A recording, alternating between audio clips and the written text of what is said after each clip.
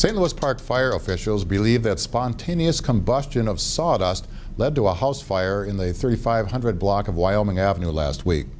The fire was spotted around 6:30 a.m. Friday, October 2nd by a passerby. The fire was quickly extinguished, but one firefighter was sent to Park Nicollet Methodist Hospital with minor injuries and released shortly after. The owners of the property were not home at the time of the fire.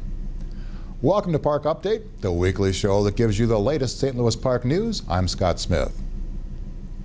Park Nicollet Health Services' new president will soon take on more responsibility. The St. Louis Park-based company announced earlier this week that incoming president Dr. David Abelson will also become the health system's CEO. Abelson has been at Park Nicollet since 1983 and will become chief executive at the end of the year when current CEO David Wessner retires.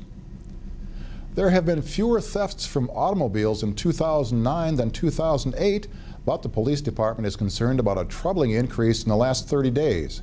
There were 49 thefts reported in September compared to 22 in September of 2008. Jamie Zwilling had a chance to speak with police officer Kim Zapar earlier this week about how you can reduce chances of theft from your vehicle. That's right, we're out here at a park and ride lot in St. Louis Park with Officer Kim Zapar. Now Kim, you just walked through a couple rows, about 30 cars. Can you tell us some of the things you saw that were maybe a little concerning to you? Definitely, Jamie. What we saw out here is cash, personal documents, ID cards, expensive sports equipment, all in just this row of cars right in front of us here. Now obviously that is just an invitation for thieves to break into a car. Can you tell us what are some of the just basic tips people can keep in mind to hopefully protect them from this type of theft? Absolutely. Make sure you're keeping those valuables at home. And it's so important to keep those doors and windows locked up tight. So when you leave your vehicle unattended, make sure you're locking your car doors, you're rolling up your windows, shutting your sunroofs and so forth. Make sure nothing of value is in sight in your vehicle. Make sure it's locked up in the trunk or left at home. Great, thank you very much. And again, if you ever do have a theft from vehicle, make sure and report it to the police department. We track this information. It's important to help us fight this type of crime. Back to you. Thanks, Jamie and Kim. For more prevention and safety tips, just go to the city's website. A celebration for National Taco Day at Laredo's Tex West Grill was all about how much you could eat. The inaugural taco eating contest at Laredo's has officially begun. The St. Louis Park restaurant held a taco eating contest this past Monday. The event was held just before the Vikings-Packer game, and individuals had 5 minutes to eat as many tacos as they could. How's everybody doing so far? All right. Come on, Banani. It's a gallant effort. We are under 1 minute here. 3, 2, 1, and there you are. Well done. Taco eating champion, the inaugural, Mr. Pretzer. The winner put away 4.5 tacos to collect the $100 prize, and the Vikings beat the Packers 30-23. St. Louis Park resident Joshua Moen came close to winning the men's 10-mile championship at the Medtronic Twin Cities Marathon October 4th. Moen is a member of Team USA Minnesota and finished second with a time of 45 minutes, 38 seconds, just 3 seconds behind the winner. Moen is now preparing for the ING New York Marathon next month. That's the latest news in the park. Still to come, news in the neighborhood, the History Minute, and high school sports scores. Up next, Jamie Zwilling has the latest City Council update.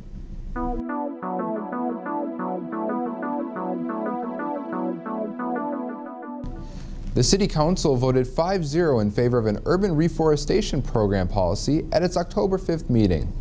The purpose of the policy is to provide a healthy and diverse tree population and support the city's vision regarding environmental stewardship.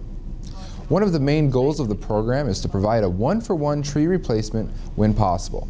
That means that a tree is planted to replace every public tree that is lost due to damage or disease, mostly on the boulevards, but also in parks and at the Westwood Hills Nature Center. The city will use land sale proceeds currently totaling about $500,000 to fund the program. The council took its first formal step in reducing its salaries by 5% at the October 5th meeting. While the move is mostly symbolic as the city deals with its current budget gap, it will save the city several $1,000s annually. The council continues working on the budget in October as it works to reduce a $1.8 million budget gap. Final budget adoption will come in December. I'm Jamie Zwilling, and that's your council update.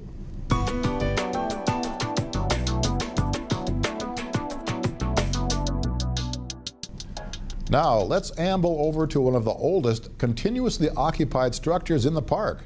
Built in the late 1800s, the Walker Building was to be the cornerstone of our city's downtown. It didn't turn out that way, but there's still a lot of history there on the History Minute.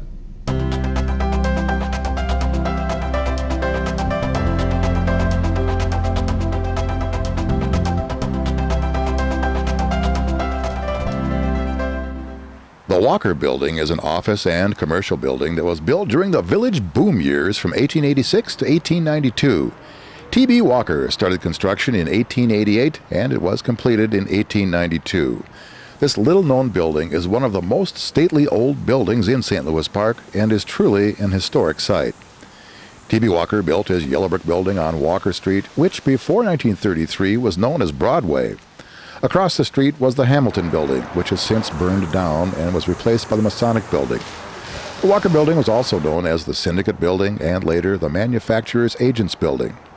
At both the Walker and Hamilton buildings, businesses came and went and moved from one building to the other quite frequently.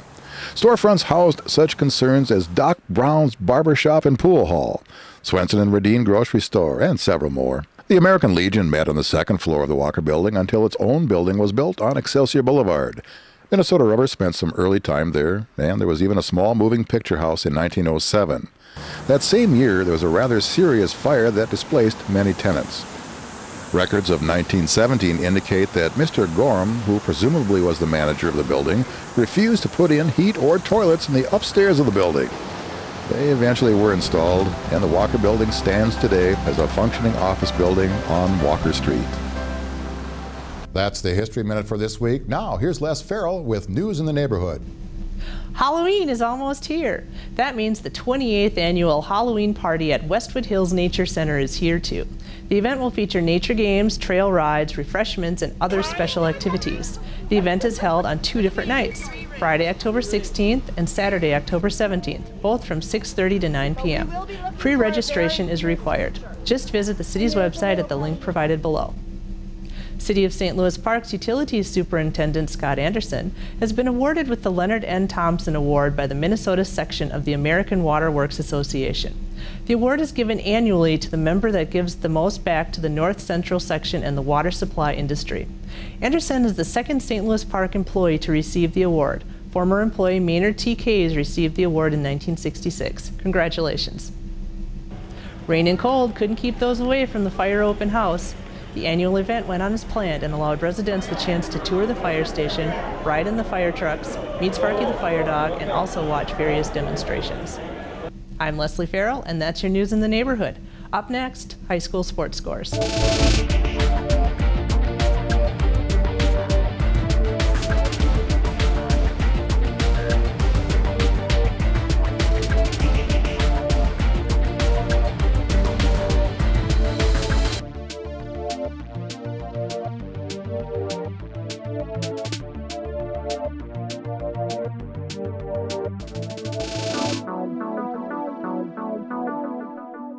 We do appreciate you watching Park Update. For Les Farrell and Jamie Zwilling, I'm Scott Smith. We'll see you again next week.